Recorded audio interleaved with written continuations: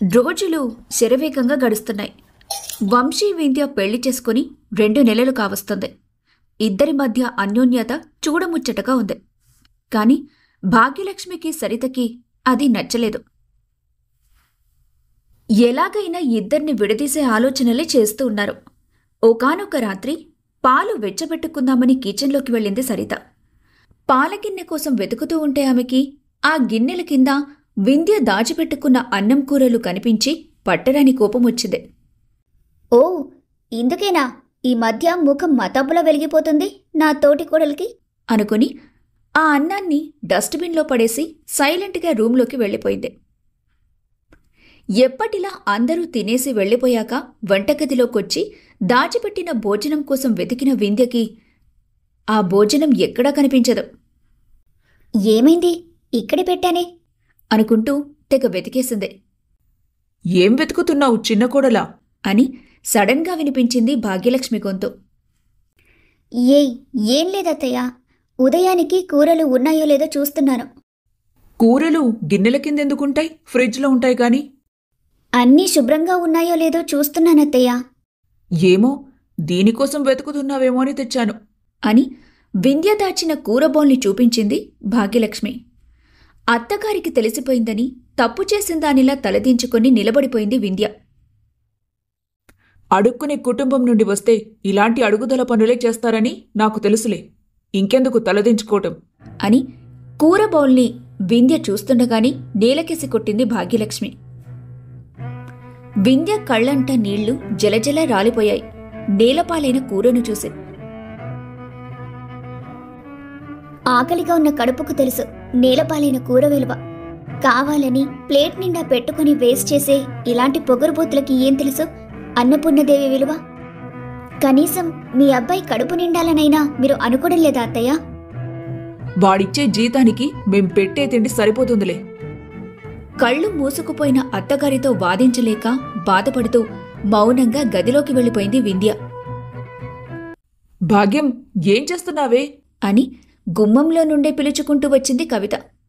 ఏముంది, ఎప్పుడూ ఉండే పనే కాని నువ్వేంటి ఇలా వచ్చావు? మా చిన్న కోడలు శ్రీమంతముంది, ఒక్కొక్కరిని పిలుచుకుంటూ మీ వంతు వచ్చేసరికి ఇలా వచ్చాను. అవునా, ఎప్పుడు అని కార్డిచ్చుకుంటూ అడిగింది భాగ్యలక్ష్మి. వచ్చే బుధవారమే, అందరూ తప్పకుండా రండి, వింధ్యను కూడా తీసుకురా. ఆవిడగారెందుకు, మా పరువు పోవడానికి కాకపోతే? వచ్చేది మా ఇంటికి కదా, నాకు అలాంటి భేదభావాలు ఏవీ లేవు. నువ్వు వింధ్యని మర్చిపోకుండా తీసుకురా. సరేలే అని మూతి వంకరగా పెట్టింది భాగ్యలక్ష్మి. భాగ్యలక్ష్మిపై నమ్మకం లేక, వింధ్యా, ఎప్పుడొచ్చారా ఆంటీ గారు, బాగున్నారా? బాగున్నాను వింధ్య. వచ్చే బుధవారం మా చిన్న కోడలు శ్రీమంతముంది. భాగ్యంతో పాటు నువ్వు కూడా తప్పకుండారా, మర్చిపోవద్దు. వంశీతో కూడా ఓ మాట చెప్పు అని వింధ్యకి స్పెషల్గా ఇన్విటేషన్ కార్డు ఇచ్చింది కవిత. కవిత వింధ్యను స్పెషల్గా ట్రీట్ చేయటం భాగ్యలక్ష్మికి అస్సలు నచ్చలేదు. వింధ్యకి స్పెషల్గా కార్డిచ్చి వేస్ట్ చేసుకోవడం ఎందుకు కవి? అని వింధ్య చేతుల్లో కార్డు లాక్కబోయింది భాగ్యలక్ష్మి. వెంటనే ఆగాగు భాగ్యం, ఏమైందన్నట్టు కవిత వంక అయోమయంగా చూసింది భాగ్యలక్ష్మి.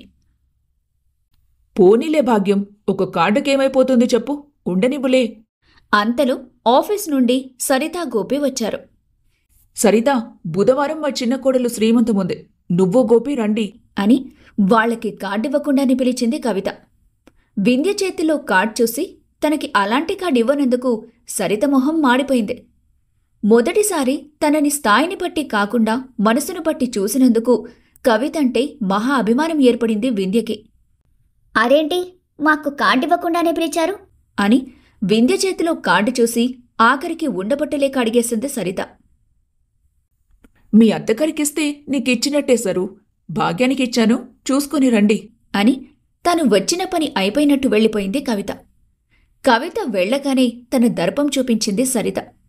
శ్రీమంతం ఫంక్షన్కి వింధ్య రావడానికి వీల్లేదు. అక్క, కవిత ఆంటీ గారు మరీ మరీ పిలిచారు కదా, వెళ్ళకపోతే బాగోదేమో. నిన్ను మాతో పాటు తీసుకెళ్తే మా స్థాయి పడిపోతుంది. కవిత ఆంటీ వాళ్ళింటికి పెద్ద పెద్ద వాళ్ళందరూ వస్తారు.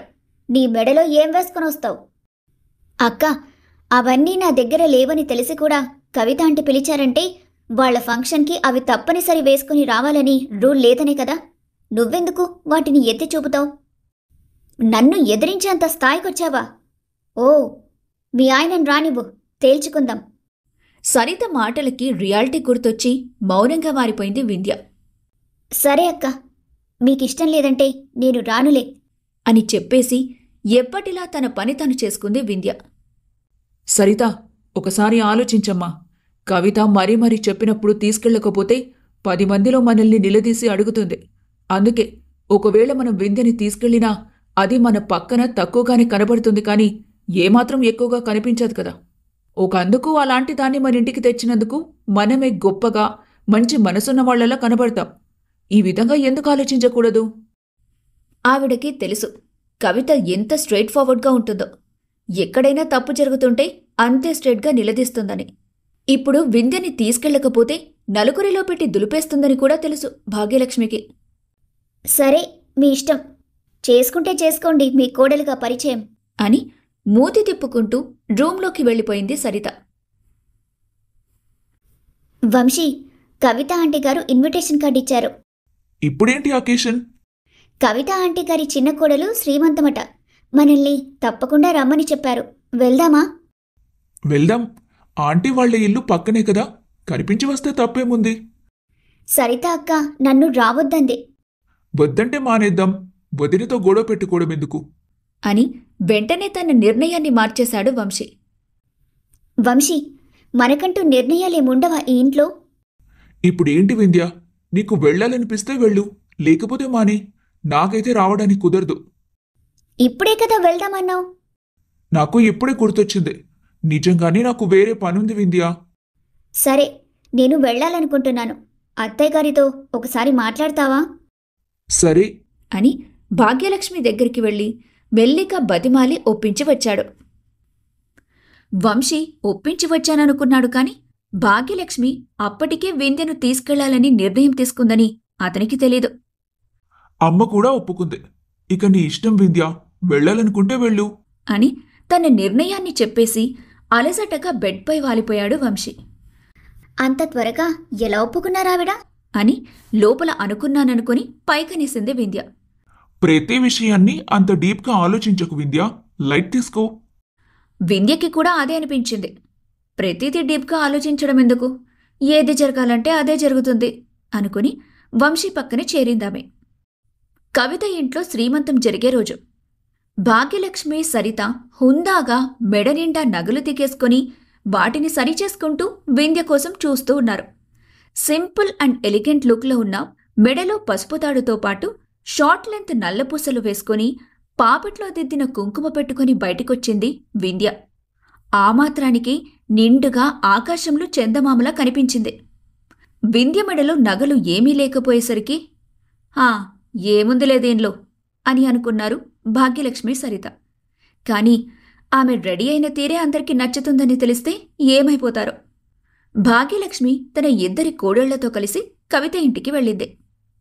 ప్రతి ఒక్కరూ భారీగా నగలు దిగేసుకున్న సరితను వదిలేసి సింపుల్గా ఉన్న వింధ్యను పట్టిపట్టి చూస్తూ ఎవరు ఈ అమ్మాయి అని భాగ్యలక్ష్మిని అడిగారు. మన భాగ్యం చిన్న కోడలు అని భాగ్యలక్ష్మి కంటే ముందు వింధ్యను అందరికీ పరిచయం చేసింది కవిత. ఏంటి, భాగ్యలక్ష్మికి ఇంత అందమైన కోడలుందా? మన వంశీకి తగ్గ భార్యగా భలే ఉందే చూడముచ్చటగా. కాని ఆ కోడలి మెడలో ఏమీ లేవు చూడండి అని గొప్పలు పోయే భాగ్యం ఫ్రెండ్ సుందరాంగి చీప్గా చూసింది వింధ్యను. పొగిడితే పొంగిపోలేదు, తిడితే లొంగిపోలేదు వింధ్య. ఎప్పుడూ ఒకేలా స్థిరంగా ఉంటుందామె. బంగారం డబ్బు ఎప్పుడైనా సంపాదించుకోవచ్చు. అవి ఉన్నప్పుడు గుణం కావాలన్నా రాదు. ఆ గుణం మన భాగ్యం కోడలు వింధ్యలో ఉంది. అది మెచ్చుకోదగిన విషయమే కాని వేలెత్తి చూపే విషయం కాదు. భాగ్యలక్ష్మికైతే ఏం మాట్లాడాలో ఏం మాట్లాడకూడదో అర్థం కాలేదు. అటు సరితను వెనకేసుకుని రావాలనుంది. ఇటు వింధ్యను తక్కువ చేస్తే తాను అత్తగారి స్థానం తగ్గుతుందనే భయముంది. ఆమెకి ఏం చేయాలో తోచక సైలెంట్ అయిపోయింది. అందరి మాటలు వింటుంటే సరిత మొహం బొగ్గులా మాడిపోయింది. ఇక్కడ తన స్థానం ఏమాత్రం కనబడటం లేదు ఎవ్వరికి. తన దగ్గర డబ్బు, బంగారం, ప్రెస్టీజ్ అన్నీ ఉన్నాయి కాని ఆమెని లెక్క చేసే మనుషులు చుట్టూ ఎవరూ లేరు. ఆ తేడా ఆమె తెలుసుకునేలోపు కాలం ఎంత దూరం పరుగులు పెడుతుందో. వింధ్య మాత్రం తన వల్ల ఎక్కడ ఏం గొడవ జరుగుతుందో అని బిక్కుబిక్కుమంటూ అత్తగారి వెనుక నక్కి నక్కి ఉంటుంది. అంతలో కవిత తన ఫ్రెండ్స్ దగ్గరికి 2 వ్యక్తులను తీసుకొచ్చింది. కవి, ఎవరు వీళ్ళు అని అయోమయంగా అడిగింది భాగ్యలక్ష్మి. ఇవాళ నా కుటుంబం ఇంత సంతోషంగా ఉందంటే వీళ్ళు ఒకందుకు కారణమే. వీళ్ల పేర్లు శ్రీనివాస్, రజని. ఏడాది క్రితం నా భర్తను ఒక యాక్సిడెంట్ నుండి కాపాడి దేవుడిచ్చిన బంధంగా మారిపోయారు మాకు అని ఆనంద భాష్పాలతో పరిచయం చేసింది కవిత. ఆ పేర్లు వినగానే షాక్లో తలెత్తి శ్రీనివాస్, రజనీలను చూసి నీలుక్కుపోయింది వింధ్య. శ్రీనివాస్, రజనీలను కింద నుండి మీద వరకు తేరిపార చూసిన భాగ్యలక్ష్మి తల తిప్పి వింధ్యను చూసింది. ఇదేంటి ఇలా బిగుసుకుపోయింది వింధ్య అని కదిపింది భాగ్యలక్ష్మి. చిన్నగా నవ్వుతూ వింధ్య వంక చూసింది కవిత. ఎదురుగా ఉన్న తమ ఒక్కగానొక్క కూతుర్ని మౌనంగా చూస్తున్నారు శ్రీనివాస్, రజనీ గారు. తమ తల్లిదండ్రులు కవిత ఇంటి ఫంక్షన్లో ఎందుకున్నారో వింధ్యకు కూడా అర్థం కాలేదు. వాళ్లక్కడ ఉంటారని ఆమె కలలో కూడా ఊహించక షాక్తో బిగుసుకుపోయింది. ఎందుకంటే కవితతో పరిచయమున్నట్టు తమ తల్లిదండ్రులు తనకి ఎప్పుడూ చెప్పలేదు ఈ ఏడాది కాలంలో. రజనీ అయితే వింధ్యను చూడగానే కళ్లంటా నీళ్లు పెట్టుకుంది. తమని కాదనుకొని వెళ్లిపోయాక కూతుర్ని ఇదే చూడటమేమో. శ్రీనివాస్ గుండె ద్రవించిపోయింది కూతురి పరిస్థితి చూసి. అక్కడ ఆ ఫంక్షన్కి వచ్చిన ప్రతి ఒక్కరూ హుందాగా, ధనవంతుల్లాగా ఎక్కువ నగలు వేసుకుని రావటం, తన కూతురు మాత్రం బోసిమెడతో రావటం పోల్చుకొని శ్రీనివాస్ మనసు నొచ్చుకుంటుంది. వాళ్లు దగ్గరుండి పెళ్లి చేసుంటే తల్లిదండ్రులుగా వింధ్యకివ్వాల్సిన లాంఛనాలతో సాదరంగా అత్తారింటికి పంపేవారు. వింధ్య గౌరవ మర్యాదలు నిలబడేవి.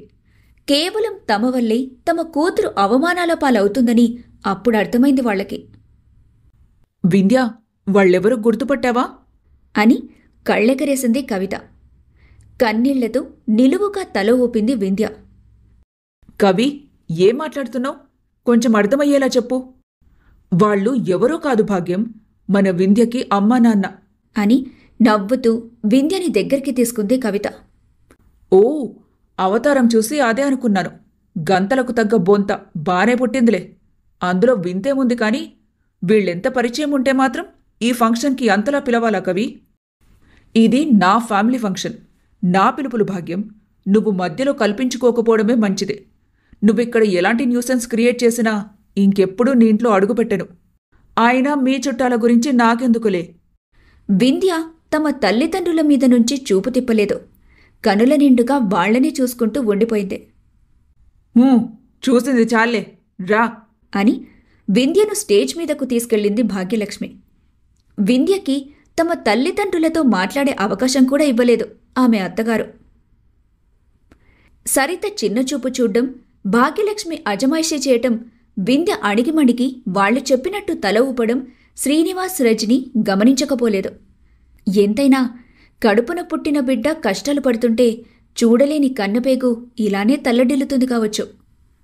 కవిత మాత్రం గొప్పగా శ్రీనివాస్, రజనీలను మా దగ్గర చుట్టాలంటూ అందరికీ పరిచయం చేసింది. భాగ్యలక్ష్మి, కవిత ఇద్దరు స్నేహితురాళ్లని కొద్దిసేపటికే అర్థమైంది శ్రీనివాస్, రజనీలకి. కాని ఇద్దరిలో వ్యత్యాసం నక్కకి నాగలోకానికి ఉన్నంతగా ఉంది అనుకున్నారు. ఇక మేము వెళ్తామండి అని ఇబ్బందిగా అన్నాడు శ్రీనివాస్. అప్పుడే ఎక్కడికి వెళ్తారు? ఇంకా భోజనాలు చేయాలి కదా, పదండి భోజనాలు చేద్దురు అని అభిమానంగా తానే స్వయంగా వాళ్లని భోజనాల కౌంటర్ వైపు తీసుకుని వెళ్ళింది కవిత. అయ్యో వద్దండి, మీరెందుకు ఇంత ఇబ్బంది పడుతున్నారు? ఇది నా ఇంటి శుభకార్యం, పిలిచింది నేను. ఇక్కడ నా స్నేహితురాలు ఎలాగైతే గెస్ట్గా వచ్చిందో మీరు అలానే వచ్చారు, కాబట్టి ఫ్రీగా ఉండండి. మాకంటే గొప్పవాళ్లమ్మా మీరు. మమ్మల్ని పిలిస్తే మీ స్థాయి తగ్గుతుంది. మా భాగ్యం మాటలు పట్టించుకోకండి, దాని తీరే అంతా. మీరన్నట్టు చూసుకుంటే మరి వింధ్య ఆ ఇంటి కోడలైంది, దానికేమంటారు? అందుకే అమ్మా ఎదురుపడలేకపోతున్నాం అని నేలచూపులు చూసింది రజని. మా వంశీ ఇష్టపడి పెళ్లి చేసుకున్నాడంటే మీ అమ్మాయిలో మా ఇంటి ఆస్తికి సరితూకే గుణాలే ఉన్నాయి. కాబట్టి మీరు పైపై మెరుగులు చూసి స్థాయిని పెంచుకోవద్దు. కవిత మాటలకి కొద్దిగా ఊరటగా అనిపించింది రజని శ్రీనివాసులకి. ఇక నుండి వాళ్లు కూడా కూతుర్ని దగ్గర తీసుకుని తమ ఇంటికి పిలవాలని నిర్ణయించుకున్నారు. కవిత వాళ్ల కోడల్ని ఆశీర్వదించి భోజనాల కౌంటర్ దగ్గరకొచ్చింది భాగ్యలక్ష్మి తన ఇద్దరి కోడళ్లతో. వింధ్య, భోజనాలు ఫ్రీగా దొరికాయి కదా అని కుక్కలు మీద పడి తిన్నట్టు తినకు. ఇక్కడ ప్రెస్టీజ్గా 4 మెతుకులు తిన్నామా లేదా అన్నట్టు తిని చేయి కడుక్కోవాలి అని వింధ్యను కడుపు నిండా ముద్ద కూడా తిననివ్వలేదు భాగ్యలక్ష్మి. ఇలాంటి ప్రెస్టీజ్ విషయాలు ఆ ముద్దకు ఎలా తెలుస్తాయిలే అత్తయ్య. ఎప్పుడైనా ఇలాంటి ఫంక్షన్ మొహం చూస్తే కదా ఆవిడ గారు. అత్తగారు పెద్ద కోడలు కలిసి తమ కూతుర్ని ఎలా అవమానిస్తున్నారో కళ్లారా చూశాక శ్రీనివాస్ రజనీలకి కళ్ళు చెమ్మగిల్లాయి. ఇక అక్కడ ఉండలేక ఇంటికి వెళ్ళిపోయారు. వెళ్తున్న తల్లిదండ్రులను కన్నీళ్లతో చూస్తూ ఉండిపోయింది వింధ్య. అత్తగారు చెప్పకపోయినా వింధ్య గొంతులోకి ముద్ద దిగేది కాదు. ఎందుకంటే తల్లిదండ్రులను చూడగానే తను పడ్డ కష్టాలకి, పడుతున్న అవమానాలకి వాళ్ల గుండెల్లో ఒదిగి వెక్కి వెక్కి ఏడవాలని ఉందామెకి. అమ్మా నాన్న అని వాళ్ల దగ్గరికి వెళ్లకుండా ఎంత కంట్రోల్ చేసుకుందో ఆమెకే తెలుసు. ఏంటి భాగ్యం, మీ చిన్న కోడలు పెళ్ళై 2 నెలలైంది, ఇంకా విశేషమేమీ లేదా అని ఎగతాళిగా అడిగింది భాగ్యలక్ష్మికి పరిచయస్తురాలైన సులోచన. మహాతల్లి ఏ క్షణాన అడుగుపెట్టిందో, ఇంకా అలాంటి శుభవార్త ఏమి వినిపించలేదు సులోచన అని ఆవిడకు వంతపాడింది భాగ్యలక్ష్మి. అత్తగారి మాటకి తలదించేసింది వింధ్య. ఆమెకు తెలుసు అత్తగారు కావాలని గుచ్చిగుచ్చి అవమానిస్తుందని. లేకపోతే 2 నెలలకే విశేషం లేకపోతే ఇంత అవమానమా? కాని అది విన్న కవిత ఊరుకునే రకమా? ఎవరమ్మా నువ్వు? పెళ్ళై 2 ఏళ్లైన పెద్ద కోడలే ఇంట్లో ఇంకా నెల తప్పలేదు. నిన్న కాక మొన్న పెళ్ళైన చిన్న కోడల్ని అడుగుతున్నారేంటి? అంటే పెద్ద కోడలు జాబ్ చేస్తుంది కదా కవిత, టైం తీసుకుంటారు కదా చదువుకున్న వాళ్ళు. అందుకే చిన్న కోడల్ని ఉద్దేశించి అడిగాను అంతే అని కవర్ చేసి వెళ్ళిపోయింది సులోచన. నిజానికి సులోచనని అలా అడగమని సరితే ఆవిడ్ని పక్కకు తీసుకెళ్లి కొంత డబ్బిచ్చి చెప్పించింది. ఆ డబ్బివ్వటం కవిత చూసేసింది. సరిత, డబ్బు ఎక్కువైపోతే చెప్పమ్మా, నేనైనా తీసుకుంటాను. అంతేకాని ఇలా ప్రజలకి పంచి అడ్డమైన పనుల కోసం వేస్ట్ చేయకు. తను చేసిన పని కవిత చూసిందని అర్థమై దిక్కులు చూసింది సరిత. ఊరుకో కవిత, ఎప్పుడు నా పెద్ద కోడల మీదే నీ కళ్ళన్నీ అని సాగదీసుకొని సరితకు మెటికలు విరిచి ఇంటికి పయనమైంది భాగ్యలక్ష్మి తన ఇద్దరి కోడళ్లతో. కవిత వాళ్ల ఫంక్షన్ నుండి వచ్చిన రాత్రి. వంశీ, కవిత ఆంటీ వాళ్ళ ఇంటి దగ్గర అమ్మా నాన్న కనిపించారు. అవునా? వాళ్ళు అక్కడికెందుకు వచ్చారంట? కవిత ఆంటీ వాళ్ళ హస్బెండ్ని అమ్మా నాన్న సేవ్ చేశారంట 1 ఇయర్ బ్యాక్. ఇప్పుడు అది గుర్తుపెట్టుకొని అభిమానంగా ఫంక్షన్కి పిలిచారంట. తన తల్లిదండ్రుల గురించి చెబుతున్నప్పుడు ఆమె కళ్లల్లో ఆనందం వంశీ చూపు దాటిపోలేదు. ఒకసారి వెళ్ళి కలిసొస్తావా? వద్దులే, మన పొజిషన్ మారిన తర్వాత వెళ్తే మనిద్దరికి కూడా గౌరవంగా ఉంటుంది. మరి డల్గా ఉన్నావెందుకు వింధ్య? అమ్మా నాన్నల్లో నన్ను చూడగానే కళ్లల్లో చిరుతడి కనిపించింది వంశీ. బహుశా వాళ్లల్లో మార్పు మొదలైందనిపిస్తుంది నాకు అని వసంతంలో వచ్చే తొలకరుల్లా చిగురించాయి ఆమెలో ఆశలు. చెప్పాను కదా వింధ్య, పరిస్థితులు ఎప్పుడూ ఒకేలా ఉండవు, మారుతూ ఉంటాయి. Don't worry. ఉద్వేగంగా అతని గుండెల్లో ఒదిగింది వింధ్య. తరువాతి రోజు సరితకు ఆఫీస్లో సెలవు కావటంతో ఇంట్లోనే ఉంది. అత్తాకోడళ్లు ఇద్దరూ వింధ్యతో కావాల్సినవి వడ్డించుకొని తాపీగా తింటూ ఉన్న సమయాన శ్రీనివాస్ రజని భాగ్యలక్ష్మి ఇంట్లో అడుగుపెట్టారు. ఆగండి అని వాళ్లని చూడగానే పూర్తిగా ఇంట్లోకి రాకుండానే ఆపేసింది భాగ్యలక్ష్మి. ఆవిడ గొంతుకి ఇద్దరూ ఉలిక్కిపడ్డారు. ఏం హక్కుందని ఇంట్లో అడుగు పెడుతున్నారు మీరు? ముందు మెల్లిగా కూతుర్ని పంపి తర్వాత వీళ్లు కూడా ఇంట్లో చేరి తినాలనుకుంటున్నారేమో అత్తయ్య. వాళ్ల కూతుర్నంటే కొడుకు మొహం చూసి ఇంట్లో ఉండనిచ్చారు, కాని వీళ్లనెందుకు ఉండనిస్తాను సరిత అని నిప్పుల కక్కే కళ్లతో వాళ్లను చూసింది భాగ్యలక్ష్మి. ఏమో అత్తయ్య, ఇలాంటి చీప్ పీపుల్ ఏ ఉద్దేశంతో మనలాంటి భాగమంతుల ఇంట్లో అడుగు పెడతారో. మేము వింధ్యని పలకరించి వెళ్దామని వచ్చామండి. మొదట ఇలానే చెబుతారు మీలాంటి లో క్లాస్ పీపుల్. చివరికి ఉన్నదంతా దోచుకొని పోతారు. ఎవరికి తెలియదు మీలాంటి వాళ్ళ గురించి అని శ్రీనివాస్ రజనీలను చులకనగా చూసింది సరిత. కిచెన్లో ఉండి ఆ మాటలు వింటున్న వింధ్యకి తండ్రి గొంతులా అనిపించి కంగారుగా చేతులు కడుక్కొని బయటికొచ్చింది.